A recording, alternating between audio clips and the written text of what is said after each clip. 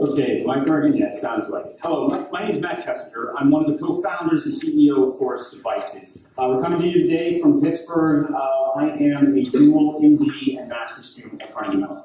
Hi everyone, my name is Carmelo Montalvo and I'm the Director of Operations at Forest. And I'm also a master's student at Carnegie Mellon.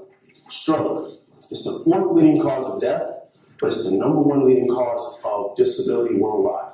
And 9 out of 10 people who have a stroke will live through it, but 6 of those 9 will live with disability. And it happens every 40 seconds. As a former EMT, I know just how important it is to identify stroke early. Time is brain, and even a few minutes can change a person's life forever. But there's a big problem. Outside of the hospital, with an MRI or CT, there is no objective way to easily and objectively identify stroke. In fact, pre-hospital personnel, all we have available to us are subjective clinical exams, which means, how does the patient present to me? Do I think that they're having a stroke? Now, that may be all fine and good if every hospital were the same, but only 1 in 7 stroke hospitals is a stroke center. And it's scary, but only 1 in 70 can provide all treatments for stroke 24 hours a day. This is what it looks like when we zoom out to the entire United States. These are CDC maps. All the crosses you see there are emergency departments where any ambulance could take you in the case of an emergency. These are the stroke centers where you should go if you're having a stroke. And these sparse collection of green dots are the comprehensive stroke center. Those are the hospitals that can provide all treatments for stroke 24 hours a day. Now, I learned this lesson quite early in my career, in fact. The first month I was on the job, we were called to the house of a woman in her 60s. She'd suddenly become weak and confused. So we put the EKG on her, we did our clinical exam, and we realized that there were half a dozen reasons why she could have the symptoms that she did. So we did what we were supposed to do, what we were trained to do, and we took her to the nearest hospital. Now, if this had been a trauma patient, and she'd been bleeding or had her arm broken and askew, we would have taken her to a trauma center. If the EKG had read heart attack, we would have taken her to a STEMI center. It's where you're supposed to take patients who have heart attacks. But we took her to the nearest hospital, and there she was diagnosed with a stroke, but it wasn't a stroke center. So she had to be transferred by helicopter to that stroke hospital. And that needless waste of time cost her 2 hours of brain. That was the difference between being able to walk out of the hospital and go home in a few weeks and never being able to walk again, having to live in a nursing home. The difference between a single hospital bill and requiring expensive medical care every single day for the rest of your life. And 2 hours is the average treatment delay when you go to the wrong hospital first. And it happens so frequently, we even have an acronym for it. It's called DIDO, door in, door out time. So it's the amount of time it takes when you get to the wrong hospital to get out of the wrong hospital, get transferred to the right hospital. In fact, it happens to 1 out of every 2 stroke patients. But if we did have an effective and objective way to screen for stroke outside of the hospital, we could save thousands of lives, reduce hospitalization days by hundreds of thousands, and 80,000 people would be able to go home instead of having to go to the nursing home. These clinical benefits translate into tens of billions of dollars in healthcare savings. This is the problem that Forest Devices is solving. And this is the solution. This is ALPHASTROKE, the first line in stroke identification. With just a few electrodes, an EMT or a medic on a truck can identify a stroke rapidly in any medical environment. Now, what's happening in the background is ALPHASTROKE's measuring asymmetry. So a stroke only happens on one side of the brain or the other. And so ALPHASTROKE can rapidly identify that asymmetry, which is characteristic of stroke. So beyond this basic EEG platform, we've also incorporated response potentials. So response potentials are stereotypical neurologic responses to controlled and repetitive stimuli. So if I were to find the light switch in here and flash it on and off, on and off, on and off at a specific frequency, and if I had electrodes hooked up to all the judges' heads in the back, I know what I would expect to see. So by using response potentials along with EEG that is identifying asymmetry, we can identify stroke even faster.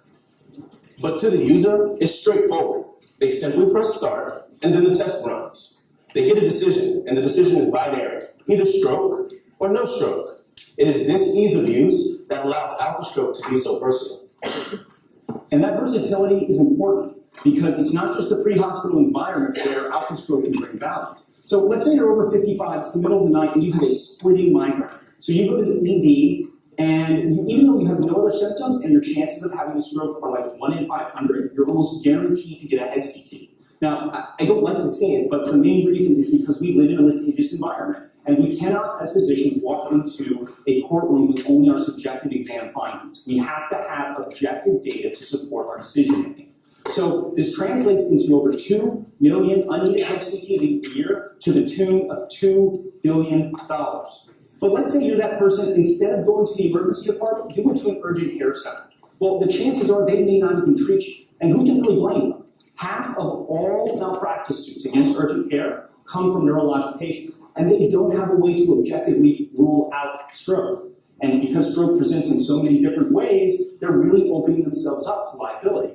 So ALPHASTROKE can help urgent care centers keep those patients, plug that leak, and generate new revenue.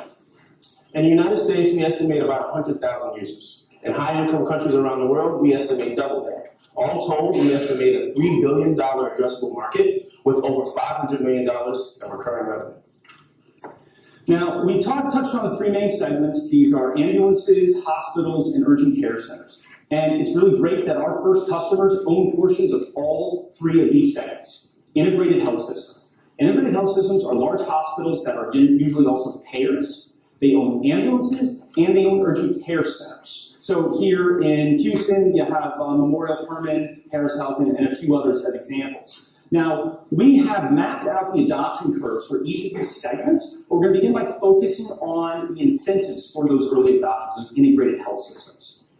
So the time we live in, healthcare is complicated, right? The reimbursement system is in a bundled payment. If you have a stroke, you come to my hospital, I get paid the same amount if you're there for 2 days or 20 days. In fact, the only difference in what I get reimbursed is if I can provide you treatment. But there's the catch. I can only provide you treatment within a short time window. So if you get to a stroke center within 3 hours, you can get TPA, that's the clot busting drug. And that hospital, their reimbursement goes up by over $5,000. If you get to one of those comprehensive stroke centers and they can do a thrombectomy, then their reimbursement goes up by over $15,000. So we are generating revenue for our customers while improving the outcomes of their customers, their patients. But we're also decreasing overhead. Remember, 2 days or 20 days, I get paid the exact same amount. But if you get treatment earlier, you get out of the hospital earlier. It's been shown that 2 hours earlier treatment leads to about 1.5 days of reduced hospitalization. And we validated this market. We've received letters of intent from leading integrated health systems from around the country. They believe that ALPHASTROKE is the next extension in their care for their stroke patients. They want to put this on their ambulances, both the ones they own and the ones they contract with. And that's important because they own about 10% of the ambulances in the country and they contract with many, many more. So we can deliver this also at high margins. So taking a couple assumptions, we'll say that the price point is $10,000 and that the average lifespan of the device is 5 years. So given this, we can produce in bulk at over 80% margin. But there are also the consumables. Those are the electrodes, single use. Given that 5-year lifespan and an assumption of about 100 uses per device per year, we're basically doubling the revenue on each device. And by the way, we also have a leasing model and a pay-per-use model for different types of customers that have different capital constraints. So taking that out a little bit further, with an assumption of only 4% of US market penetration 3 years after FDA clearance, we will hit a break-even point. And as a medical device company, we're extremely cognizant of our regulatory pathway. In our FDA pre-sub meeting, they confirmed that they consider our device a Class 2 device. We're on the direct de novo pathway, and we are joint and priority review eligible.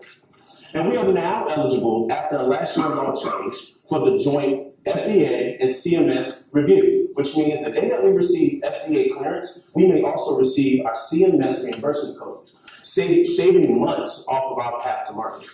And as a de novo pathway, we are leading, not following. So we can make our own claims, which can be barriers to entry for those that would follow us. You can be sure that those marketing claims would reflect our IP. So besides trade secrets, to date we have 1 utility in PCT5, no action items as of yet. We anticipate the first office action by the end of the year.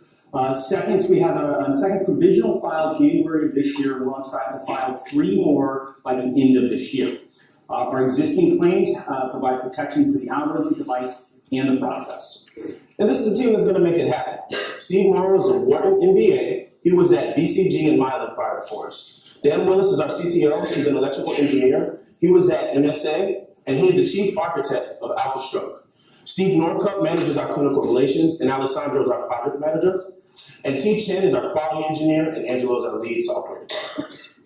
But we're not the only ones trying to identify stroke early. This is a CT ambulance. It has a CT scanner on board. In fact, Houston was the first place in the country to have one of these. It costs $1 million to build, and it has to be operated by either neurologists or nurse practitioners. It ain't cheap, but it saves money because stroke is that expensive. So if it's worth this much to identify stroke earlier, think about the value that we can bring. If we can do the same thing for 1% of the price, and it's simple enough that the medics and EMTs on the truck right now can use it. I mean, to be fair, man, there are other technologies out there trying to solve this problem that don't cost $1 million. Okay, fine, but none of them are commercialized. All right, so there's some eye scanner technology out there. It's generally used to diagnose vertigo. It can identify about 5% of the strokes, the ones that happen in the back of the head. There's a microwave helmet out of Sweden, but its focus is in the emergency department because it's hard to put a helmet on someone in an ambulance on a gurney. There's also a blood test that is under clinical trial right now. They are also focused in the hospital. There's also transcranial ultrasound. Now, it can detect some strokes that are close to the surface of the skull. However, it has to be operated by highly trained technicians, and the results have to be interpreted by highly trained technicians. It ain't binary. So, ALPHASTROKE, our competitive advantage is that our speed of our test, the ease of our use, and the versatility that brings. So, I want to tell you about some of the results from our initial trial. So, it's a feasibility study, 2 university hospitals. These are neurologic patients admitted to the stroke unit. One site is closed, one other site has a few more patients to enroll. Now, at the end of last month, we had 35 patients, 20 strokes, 15 controls, and we're really happy to say that the objective data that's coming from this little green box is already beating the pants off of the subjective clinical exam. So remember, about half of all stroke patients are going to the wrong hospital first. So even in the hands of a highly trained medic with lots of experience, they're getting about 75% accuracy. So though we have a machine learning trajectory, we've actually taken a couple different approaches to discriminate algorithm generation at this early stage. And even on the low end, we're pulling over 80%. So these are the numbers for our best performing algorithm to date. 85% of the strokes have been correctly identified, 4 out of 5 of the controls correctly identified. But all of this is leading up to the next study, the important one, and that's with emergencies patients. So these are patients that have symptom onset within 8 hours. And it's really important to our customers to call because that's the time window where they can treat and thereby increase their reimbursement. So in order to get there, where we've come from so far is a feasibility study raised a little over $500,000. But we're here today to raise $1.1 million, the capital of which will enable us to do a couple of things. One, to take this working, but early prototype to this stage 2 level ALPHASTROKE that will be successful in emergency departments and ambulances and integrated health systems. That capital will also allow us to put it in the ambulances and emergency department of an integrated health system. Subsequently, we anticipate 2 further rounds of clinical trials, each necessitating their own round of funding before FDA clearance and first revenue. So now to be specific, our next milestones. What do we need to get from where we are to where we need to be? Well, first off, we need to upgrade the form factor. So it's a new environment, it has new challenges. You can see we've already started that. But we also need to upgrade our electrodes. We need to make them CT compatible so that we're not interrupting the flow of care in the emergency department. We also need to improve our user interface. So we put this in the hands of medics and EMTs, but in order to de-risk a large-scale emergency trial, we need to put this in the hands of medics and nurses and clinical coordinators that will be running the trial.